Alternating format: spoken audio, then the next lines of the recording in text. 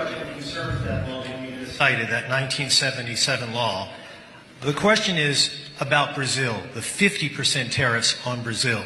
Can you explain why they are being hit with 50% tariffs and why it falls under the umbrella of the International Emergency Economic Powers Act?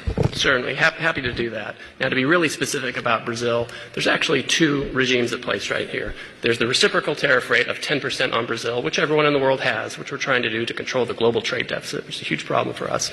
Then on top of that, there's a 40% tariff on Brazil, and that's under a separate emergency, and this is related to extreme concerns with rule of law, censorship, and human rights in Brazil, where a Brazilian judge has taken it upon himself to order U.S. companies to censor themselves, given them secret orders to manage the flow of information, rule of law with respect to political opponents in Brazil, and so when the unlawful detention of U.S. citizens who were in Brazil. Correct. Now, the Treasury Department has often used AIPA, which is the shorthand for the law you're talking about, to impose sanctions, which will cut off countries or companies or persons entirely from the U.S. financial system and cut off trade entirely.